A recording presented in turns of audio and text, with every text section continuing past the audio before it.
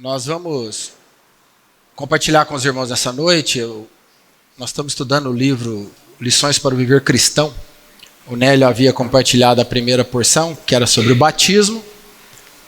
Nós tivemos um intervalo aí que o Miguel compartilhou de Apocalipse. Hoje nós vamos falar a segunda porção, o segundo capítulo. É um capítulo que é um assunto, tem por título Por Fim ao Passado. Eu quero abordar aqui com os irmãos algumas questões relacionadas ao nosso testemunho, como cristãos, como filhos de Deus. E eu queria começar lendo com os irmãos 1 Coríntios capítulo 8.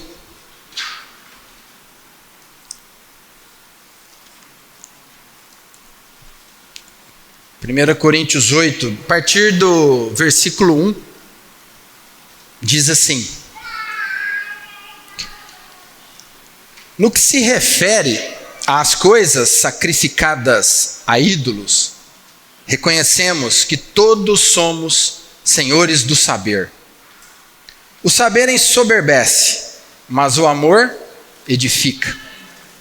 Se alguém julga saber alguma coisa, com efeito não aprendeu ainda como convém saber. Mas se alguém ama a Deus, esse é conhecido por ele. No tocante à comida sacrificada a ídolos, sabemos que o ídolo de si mesmo nada é no mundo e que não há senão um só Deus. Porque ainda que há também alguns que se chamem deuses, quer no céu ou sobre a terra, como há muitos deuses e muitos senhores, todavia para nós há um só Deus, o Pai, de quem são todas as coisas e para quem existimos. E um só Senhor, Jesus Cristo, pelo qual são todas as coisas e nós também por Ele. Entretanto, não há esse conhecimento em todos, porque alguns, por efeito da familiaridade até agora com o ídolo, ainda comem dessas coisas como a ele sacrificadas. E a consciência destes, por ser fraca, vem a contaminar-se. Não é a comida que nos recomendará a Deus, pois nada perderemos se não comermos, e nada ganharemos se comermos. Vede, porém, que esta vossa liberdade não venha de algum modo a ser tropeço para os fracos. Porque se alguém te vir a ti, que és dotado de saber, à mesa em templo de ídolo, não será a consciência do que é fraco induzida a participar de comidas sacrificadas a ídolos? E assim, por causa do teu saber, perece o irmão fraco pelo qual Cristo morreu. E deste modo, pecando contra os irmãos, golpeando-lhes a consciência fraca, é contra Cristo que pecais. E por isso, se a comida serve de escândalo a meu irmão, nunca mais comerei carne, para que não venha a escandalizá-lo. É praticamente o capítulo todo. Nós temos aqui, irmãos, nesse capítulo simples, uma orientação, uma advertência, uma instrução que o apóstolo Paulo deu para a igreja em Corinto. E isso tem que ser real e prático hoje na nossa vida.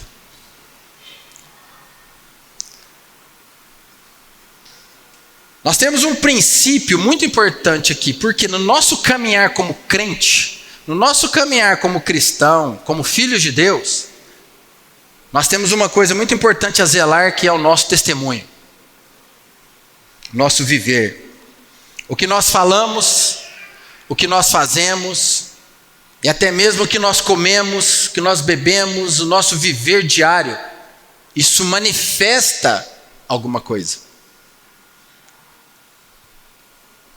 E nós não podemos esquecer que nós somos transportados do império das trevas para o reino do Filho do seu amor. E as pessoas estão de olho em nós. O mundo olha para nós. Jesus diz que nós somos sal da terra e luz do mundo. Então você e eu, nós temos um testemunho. Nós damos um testemunho. Nessa porção que eu li agora com os irmãos, Ele diz assim: no que se refere às coisas sacrificadas a ídolos, reconhecemos que todos somos senhores do saber. Quer dizer, tranquilo, nós sabemos que isso não tem problema para nós. Esse assunto nós dominamos, nós somos tranquilos. Esse negócio de ídolo, sacrificado, comida para idolatria, não, André, isso aí está tranquilo, nós sabemos como que a gente lida com essa situação. Versículo 2 e o 3 eu acho interessante, que fala: se alguém julga saber alguma coisa, com efeito ainda não aprendeu como convém saber. E o 3 fala: se alguém ama a Deus, esse é conhecido por ele. Quando nós somos muito conhecedores, quando nós somos muito sabidão, sabemos muita coisa, quando a gente é muito inteligente, não, deixa comigo que esse assunto...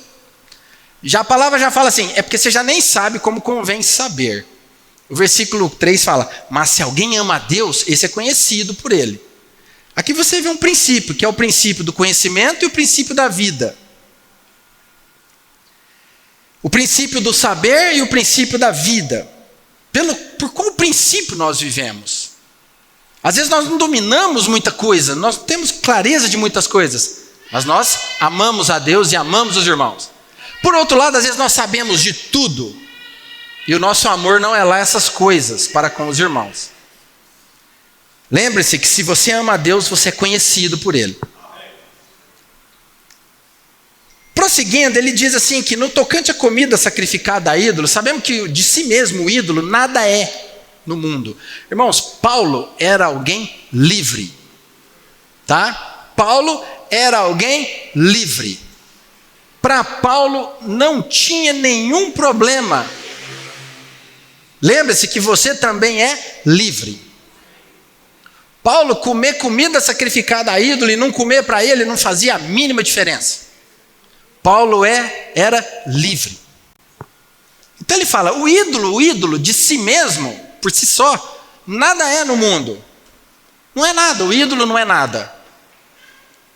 Nós sabemos disso, né, irmãos? Estamos claros disso, né? Porém, no versículo 7, ele fala: entretanto, não há esse conhecimento em todos. E é aqui que às vezes nós tropeçamos no nosso testemunho. Paulo estava abordando uma questão de alimentar-se de comidas sacrificadas a ídolo. Paulo fala: o ídolo nada é no mundo. Nós sabemos que não vamos ganhar nada se comer, nós não vamos perder nada se nós não comermos, porque para nós há um só Senhor, um só Deus e Pai. Paulo era claro. Porém ele diz assim: entretanto, não há esse conhecimento em todos, porque alguns, por efeito da familiaridade com o ídolo até agora, e isso tem muito a ver com o recém-convertido, com irmãos neófitos, com irmãos jovens na vida cristã, pessoas que converteram aí pouco tempo, talvez era devoto de algum ídolo, e ainda talvez até foi liberto, foi salvo, mas ainda vai saber se ele ainda não tem uma certa familiaridade, alguma coisa ainda que precisa romper, mas ele ainda tem algo, ou às vezes o seu viver, a sua família toda ainda tem toda aquela crença naquele ídolo, naquela ideia, naquela religião, naquela forma de pensar. Por isso que Paulo fala: por efeito da familiaridade. Não são todos que têm clareza disso. E esses que não têm clareza, quando comem dessas coisas, comem como se fosse de fato sacrificado a ídolos. Diferente de você que é claro desse assunto, que pode comer que você não tem problema nenhum. Mas nem todos pensam assim. E aqui não é todos ímpios, não, é filhos de Deus, irmãos. Filhos de Deus, nós estamos falando de irmãos. Não são os ímpios aqueles que não creram, são os irmãos. E a palavra aqui fala: e a consciência destes, por ser fraca, vem a contaminar-se. E é aí que é perigoso, porque nós podemos às vezes ser responsáveis pela consciência do irmão fraco ser contaminado. Talvez a gente diga assim: problema dele, vai crescer, isso não é nada demais, está pensando nisso porque tem que crescer esse irmão aí. A gente às vezes fala isso. Eu não fiz nada de errado. O foco aqui é o que o outro vê de você. É o que o outro vê de nós. E Paulo aqui usa essa figura da comida sacrificada a ídolos. E nós usamos qualquer coisa que possa ser problema para os irmãos. Paulo fala assim no 8, não é a comida que nos recomendará a Deus. Nós não vamos perder nada e nem ganhar nada com essa questão da comida. Mas aí Paulo fala assim no 9, vede, porém. Aí ele traz uma advertência, vede, porém, que essa vossa liberdade, você não é livre? Nós não somos livres? Mas Paulo fala assim, cuidado para que essa sua liberdade não venha, olha só, não venha, de algum modo, sabe lá Deus que modo seria esse, pode ser de qualquer modo possível, talvez até algum modo que a minha mente nem esteja pensando, mas de algum modo, às vezes a sua liberdade, de alguma forma, ela pode ser tropeço para os fracos. E aí que traz para mim responsabilidade. Talvez eu não tenha problema com certas questões. Para mim aquilo é assunto tratado, já resolvido. Para mim. Mas e para o irmão que está do meu lado? E para os irmãos da igreja? E para os demais do nosso convívio? Já perceberam isso, irmãos? Já parou para pensar o peso que é o seu viver? O testemunho que é a nossa vida? Que impacto isso tem na vida dos outros? Aí Paulo fala assim no 10. Porque se te vir, olha só, porque se alguém te vir a ti, que és dotado de saber, você, irmão responsável, irmão cristão há 30 anos, irmão crescido, você que é alguém que dá testemunho, alguém forte na palavra, conhecedor da verdade, se vir talvez você que és dotado de saber, à mesa em templo de ídolo, Paulo aqui não está proibindo o irmão nem de sentar na mesa de templo de ídolo, ele não está dando ênfase nisso, ele está mostrando assim, se alguém te vir nessa situação, quem é esse alguém? Esse irmão fraco que tem certa familiaridade, que ainda tem resquício nele, ou que ainda não tem uma libertação completa, ou que ainda tem alguma bagagem espiritual que trouxe ainda na sua conversão, ou que ainda não está claro das verdades de Deus, esse alguém, se ele vir você sentado ali, Paulo ainda pergunta, não será a consciência do que é fraco induzido? Não vai induzi-lo a participar de comidas sacrificadas a ídolo? É igual você beber bebida alcoólica perto de um ex-alcoólatra. Alguém que foi dependente daquilo, custou ser livre daquilo, sofreu com aquilo, hoje está liberto. Aí chega você e fala, vamos tomar uma aí? Você vai falar isso para um ex-alcoólatra? Talvez para você aquilo não é nada, mas na hora que o álcool bater na boca desse ex-alcoólatra, o que isso vai desencadear nele? Percebe? É mais ou menos essa figura que Paulo está despertando aqui. E o 11 fala, e assim por causa do teu saber, perece o irmão fraco. Eu não quero que o meu saber, que a minha liberdade venha a ser tropeço para o fraco, pelo qual Cristo morreu. E deste modo, pecando contra os irmãos, isso causa golpes na consciência do irmão fraco. Paulo fala, você não está pecando somente contra ele, é contra Cristo que nós pecamos. Se nós olharmos dessa forma, nós vamos ter mais cuidado com o nosso testemunho. Eu não posso falar para o Mauron o que eu quiser. Acima de tudo, eu tenho que ter educação. Educação humana. E acima de tudo ainda, nós somos irmãos espirituais em Cristo. Eu não posso falar o que eu quero para ele. Eu tenho que medir as minhas palavras. Eu tenho que falar o que edifica. Ainda que eu tenha vontade de pegar ele pelo pescoço, eu não posso. Eu sei que aqui dentro, irmãos, da reunião, nós cuidamos bem disso. Mas e na segunda-feira? Será que nós cuidamos bem disso? Na terça-feira? E lá no serviço, quando a gente trabalha entre irmãos? Será que a gente tem cuidado com a nossa língua ou a gente solta o que quiser e acha assim, o irmão que aqui não é irmão não, aqui é serviço? Nosso testemunho é 24 horas por dia. 7 dias por semana, 365 dias por ano. Nós temos que tomar cuidado, irmão, com o nosso testemunho. Paulo aqui fala assim, para encerrar nesse capítulo, ele fala, se a comida serve de escândalo ao meu irmão, olha só, irmão, se a comida serve de escândalo, eu nunca mais vou comer carne. Para Paulo, tinha algum problema comer carne? Nenhum. Mas ele pensou assim, mas se eu comer for fazer mal para o irmão, tá bom, irmão, eu não como mais. Para quê? Para que ele não venha se escandalizar. Olha que amor, isso é renúncia, isso é cruz, isso é negar a si mesmo, por amor do corpo de Cristo. É muito mais difícil viver assim. Se eu falar assim, problema dos irmãos, vai crescer, é muito mais fácil. Agora, se eu tiver essa preocupação com aqueles que estão me olhando, é muito mais difícil pensar assim. Em Romanos 14, diz assim, é um outro capítulo muito bom também, esse Romanos 14, que fala dessas questões. Paulo fala assim, eu sei, e disso estou persuadido no Senhor, que nenhuma coisa de si mesma é impura. Aí ele tem uma vírgula aí na palavra de Deus, fala assim, salvo para aquele que assim a considera, para esse é impura. Percebe o que Paulo está falando aqui?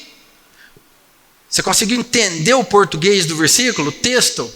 Paulo fala assim, eu estou persuadido, eu estou convicto, eu não tenho dúvidas de que nenhuma coisa, Paulo era alguém livre, ele falou, não tenho problema com nada, eu sei que nada disso é impuro, nada, mas ele dá uma ressalva, ele fala, salvo para aquele que assim a considera, para esse é impura.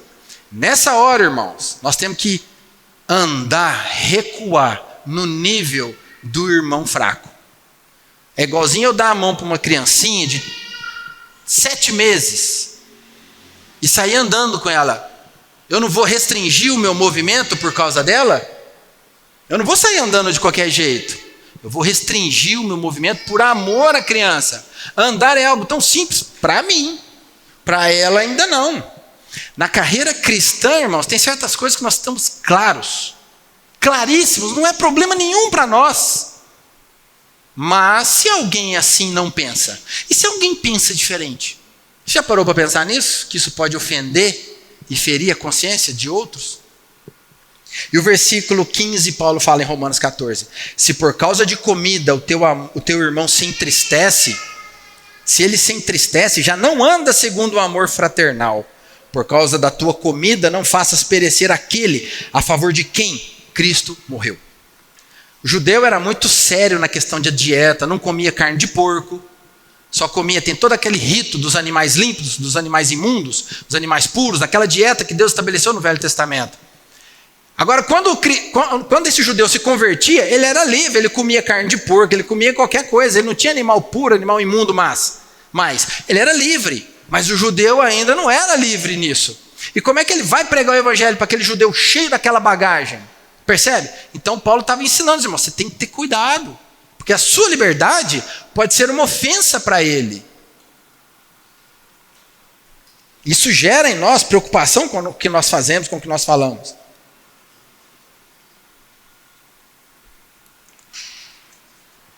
Nós, irmãos, nós fomos lavados.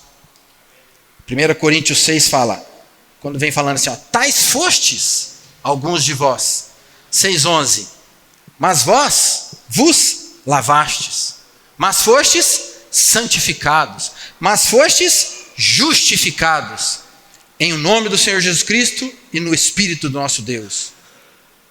Versículo 12, todas as coisas me são lícitas, mas nem todas convêm. Todas as coisas me são lícitas, mas não me deixarei dominar por nenhuma delas. Você pode fazer todas as coisas? Pode. Mas vem uma segunda pergunta. Mas convém? Não sei. Dependendo do público que está do seu lado, pode ser. Mas dependendo do público que estiver do seu lado, pode não ser. Mas você é lícito, você é livre, você faz o que você quiser. Mas vem sempre essa segunda questão. Tudo nos é lícito, mas nós não podemos ser dominados por nada. Em 1 Coríntios, capítulo 10, versículo 23, 1 Coríntios 10, 23, fala assim, ó, é parecido, o versículo é bem igual. Todas as coisas são lícitas, mas nem todas convêm. Todas são lícitas, mas nem todas edificam. André, vamos fazer isso aqui? Vamos? Podemos fazer? Pode. Faz uma segunda pergunta, mas isso edifica? Para pensar, não edifica, então não vamos fazer não. Por quê? Porque vai ser motivo de tropeço para quem nos vê, para quem estiver olhando para nós. E lendo ainda essa porção de capítulo 10 de Coríntios, versículo 24, olha que interessante, ele diz assim: ninguém busque o seu próprio interesse, e sim o de outrem. Comei de tudo o que se vende no mercado, sem nada perguntardes, por motivo de consciência. Quando você estiver no mercado, você compra de tudo e come, não pergunta nada não, come. Por motivo de consciência.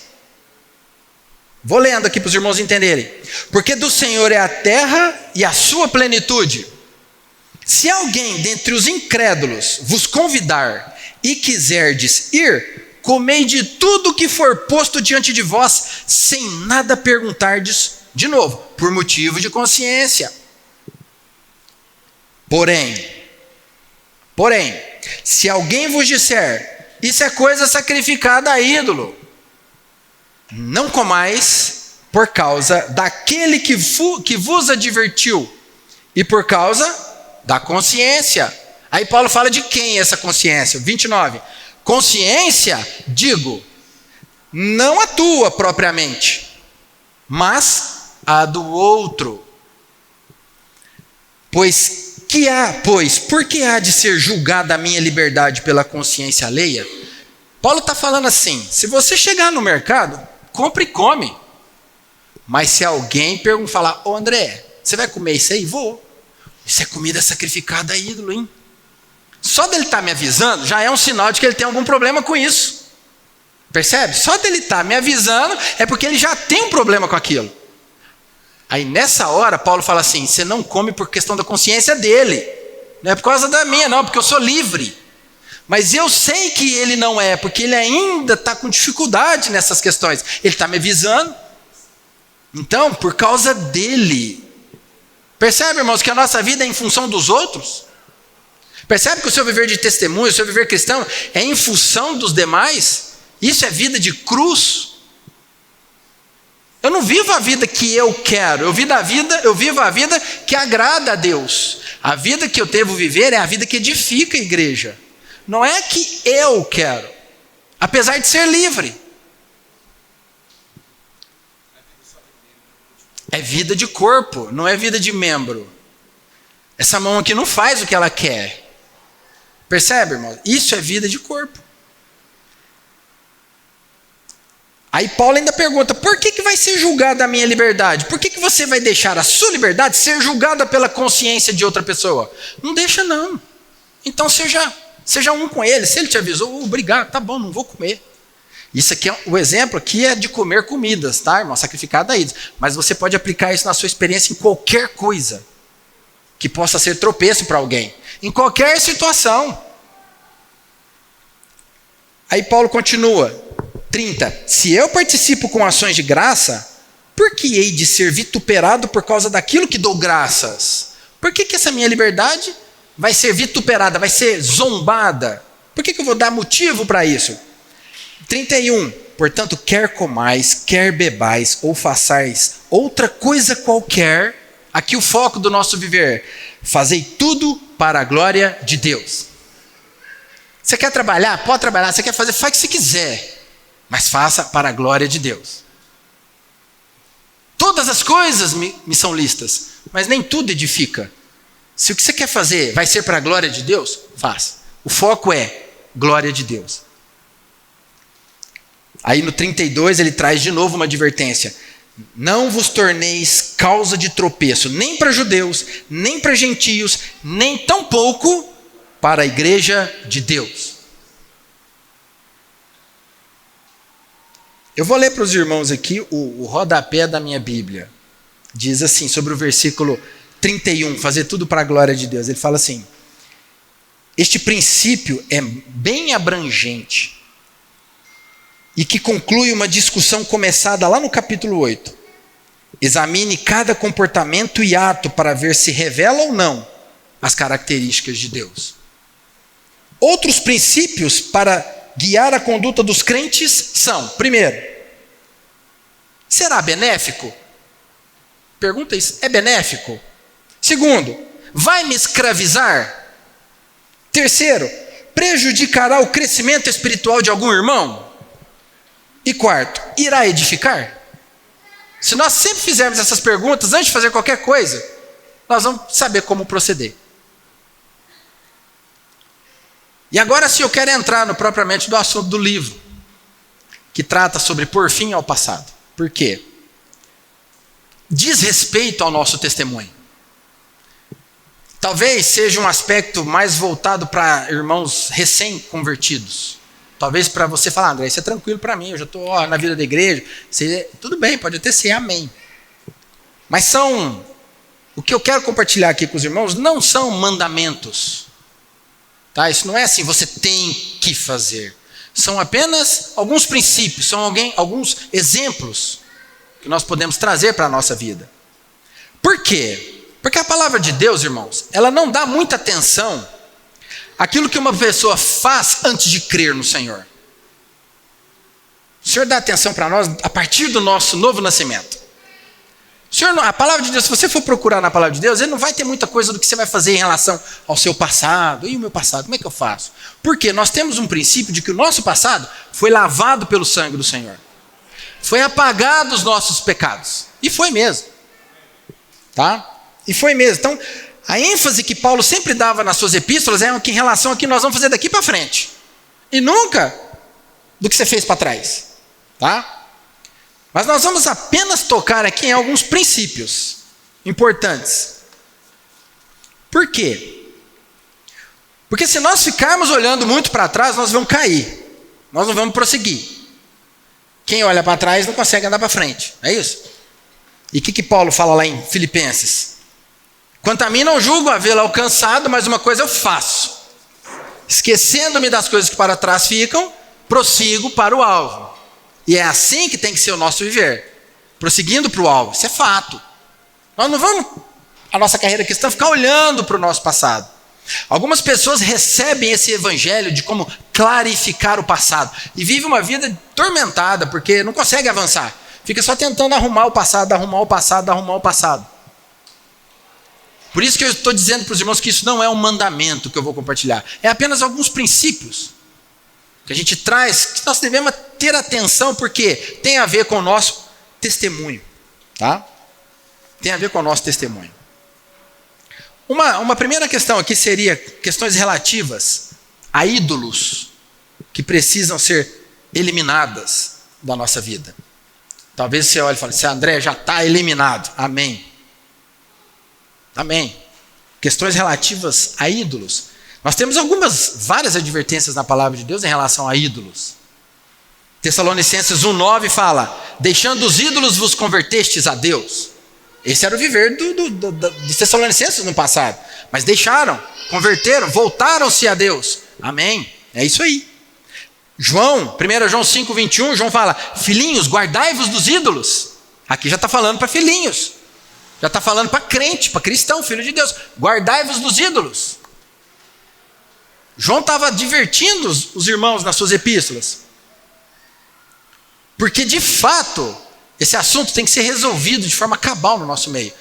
Em relação a ídolos. Cristão, filho de Deus, não faz nenhuma imagem. Nós não temos imagem.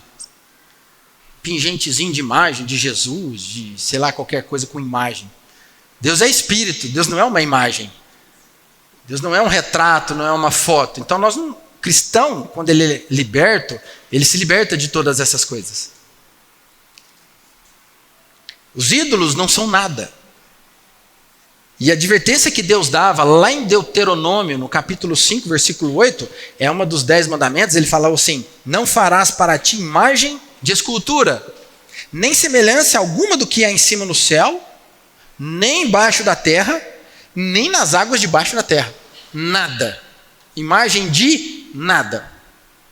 E ainda tem outra advertência em Deuteronômio, no capítulo 12, a partir do versículo 29, ele vai falando assim com relação a quando vocês forem entrar nas novas terras, eliminar as nações. Aí ele fala assim no 30, guarda-te, não te enlaces com imitar as nações, após terem sido destruídas diante de ti, e que não indagues acerca dos seus deuses.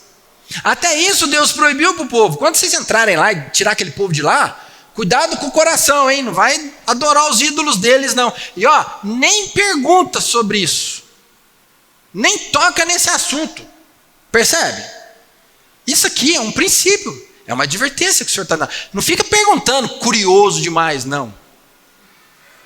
Para que você vai ficar perguntando sobre os ídolos? Esse ídolo aí, o que ele faz? Para quê? Vai que desperta a curiosidade. Deus estava preservando o seu povo. Então ele já falou assim, nem indagues acerca dos seus deuses. 2 Coríntios 6,16, Paulo pergunta, que ligação há entre o santuário de Deus e os ídolos? Resposta, nenhuma. Que ligação há? Nenhuma. Nós somos templo do Espírito Santo.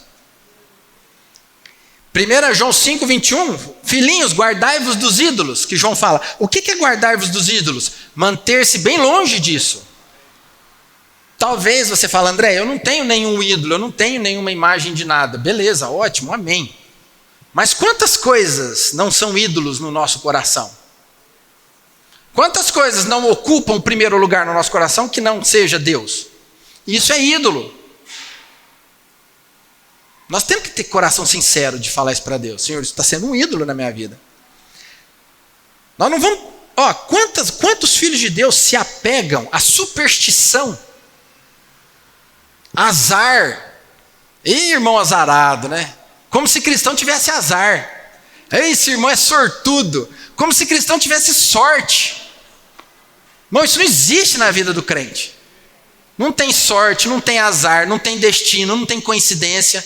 Na vida do cristão tem propósito. Na vida do cristão tem a vontade de Deus. Não tem isso, que azar que eu tive. Peguei a doença tal, que azar que eu dei. Não, isso não existe. Mas quantas vezes faz parte da nossa crença? Às vezes intuitiva ou inconscientemente, às vezes você pensa dessa forma. Horóscopo, então, passe longe disso, irmãos. Eu sei que, eu já vi cristão, eu sou do signo tal, deixa eu ver o que fala. Irmão, tem misericórdia de um negócio desse. Tá? E mais uma coisinha também, irmãos, cuidado com seus sonhos. Deus fala através de sonhos. Cuidado com os sonhos, irmão. Deus fala através da palavra. Se o sonho testificar com a palavra, tudo bem, mas cuidado com sonhos. Eu tive um sonho, Deus vai fazer isso na minha vida, vai fazer aquilo. Cuidado, que isso pode ser um ídolo. Nós temos que ter clareza disso. E principalmente os recém-convertidos. Isso tem que ser algo muito sério, tratado na vida deles. Por quê, irmãos? Porque nós vamos ter aqui na terra um grande ídolo que vai surgir muito em breve, chamado Anticristo. E ele vai ser vivo, tá? Não é uma imagem, ele vai falar, ele vai se mover. Se o cristão hoje não trata sério com as questões de ídolos no seu viver, provavelmente, se ele não for arrebatado, talvez ele vai ser seduzido por esse ídolo que vai ter aqui. Faz uns 2, 3 milagres aí, fica todo seduzido. Vai haver um grande ídolo nessa terra. Nós temos que reconhecê-lo como o homem da iniquidade. Nós queremos ir embora. Logo que esse homem surgir, nós queremos ir embora. Está aí as mensagens que o Miguel tem compartilhado, de Apocalipse 12, 13 e 14. Deus é muito ciumento e nós temos que ser sérios com essas questões. Uma outra questão também que nós devemos ser sérios, irmãos, é necessidade de acabar com certos objetos impróprios e inadequados. Tá? Eu me lembro... Me lembro do meu pai contar.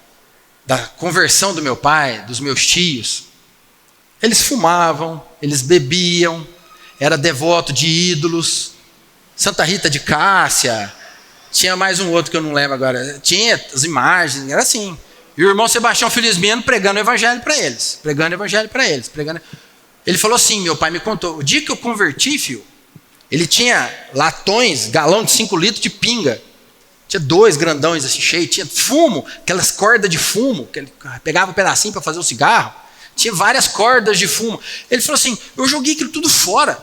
Eu perdi a vontade de beber, eu perdi a vontade de fumar, Deus me libertou de uma maneira plena que eu não queria nem saber daquilo mais. Os ídolos que eu tinha em casa, como eu morava em fazenda, em colônia, para não quebrar na frente dos vizinhos, para não ser vituperado da liberdade deles, para não dar escândalo, eles fizeram um buraco lá na fazenda, jogou tudo aquilo e enterrou. Foi assim, eliminou tudo quanto é coisa que fosse tropeço para a vida deles. E muitas vezes nós temos dificuldade de eliminar certas questões da nossa vida. Hoje o evangelho, muitas vezes você vê pessoas que convertem, vêm para a vida da igreja, ou vêm para o convívio dos irmãos, continua tendo o mesmo amor para as coisas do mundo que tinha antes. Você não vê uma libertação, você não vê, sai fora, larga a mão disso, corta isso. Ainda está agora aqui no nosso meio, ou no meio do cristianismo, mas está ao mesmo tempo no mundo. Aí vira confusão. Você não sabe se é um nascido de novo, você não sabe se é um trigo ou se é um joio. O testemunho negativo.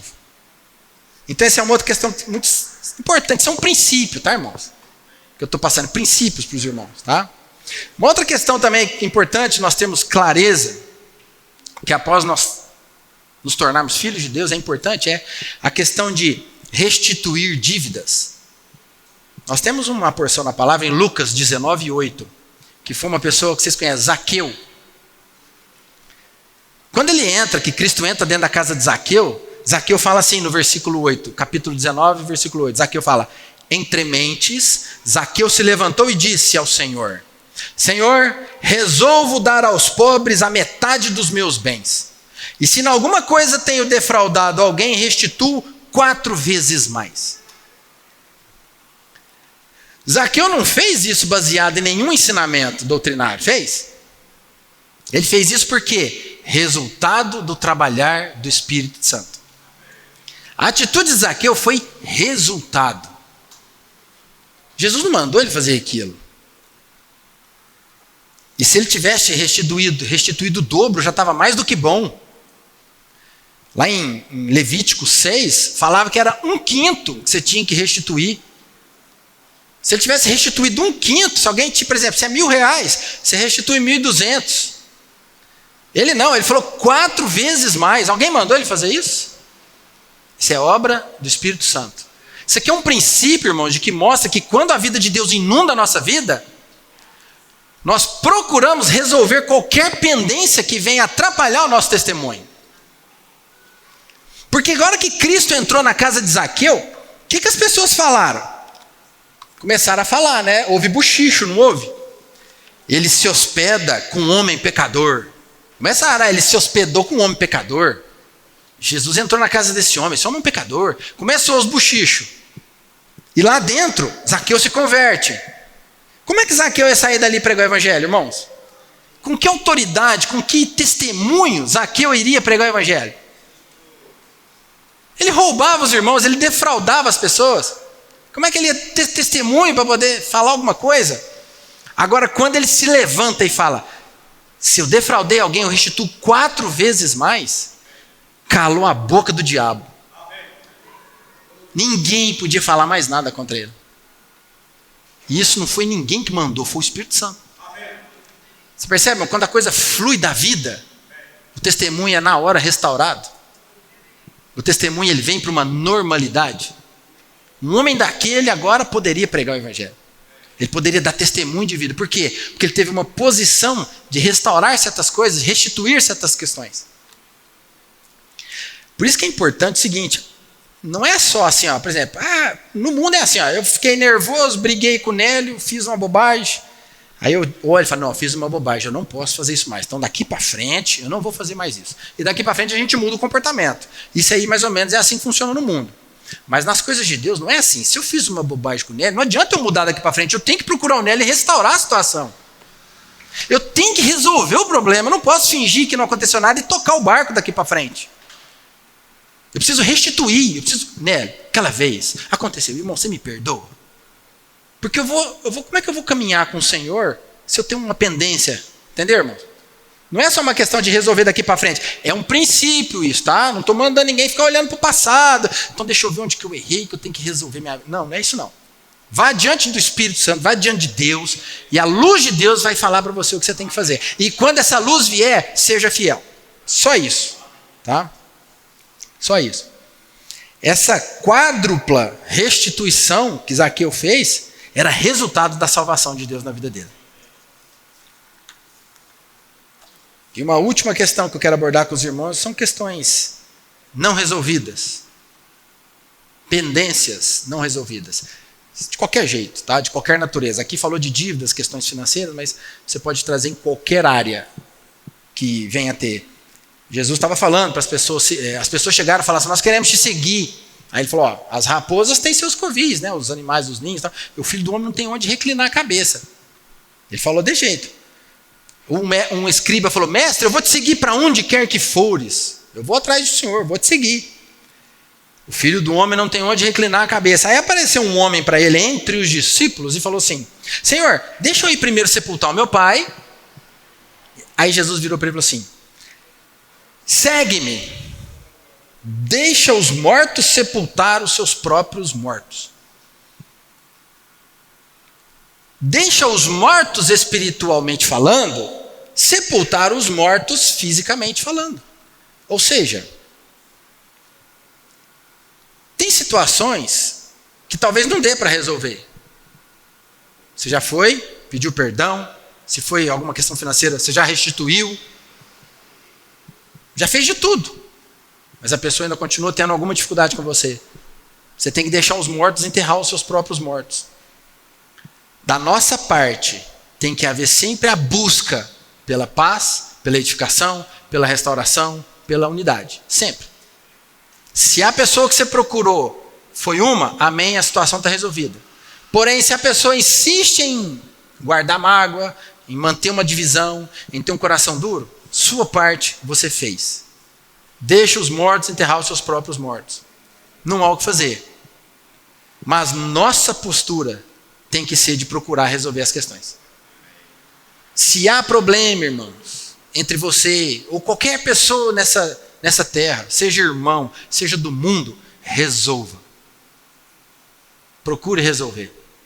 Qual é a natureza do problema? Eu não sei. Você sabe, que o Espírito Santo nos ilumine. Mas o nosso testemunho é muito importante para Deus. Deus dá valor para o nosso testemunho. Não foi à toa que ele disse que nós somos sal da terra e luz do mundo. Porque de fato, você é a luz que o mundo olha. E você é o sal que dá sabor e conserva. Daí a importância de guardarmos o nosso testemunho, tá? Eu já terminei. Essas porções que eu compartilhei agora aqui são apenas princípios, tá, irmãos? Não é um mandamento de Deus, não. O mandamento de Deus é o nosso testemunho ser um testemunho positivo. Um testemunho que edifica, tá? Que o Senhor nos abençoe. Vou fazer uma oração e dá tempo da gente ter comunhões rapidinho sobre esse assunto, tá bom? E na comunhão, irmãos, lembre-se de orar pela mensagem, pela reunião de amanhã da pregação do Evangelho, tá bom? Fecha os olhos, irmãos, vamos orar. Senhor, eu te agradeço, porque o Senhor ainda tem falado conosco. Agradeço porque há para nós ainda tempo para restaurarmos todas as questões que precisam ser restauradas. O Senhor tem nos dado tempo para fechar as brechas para o inimigo, para edificar aquilo que foi destruído.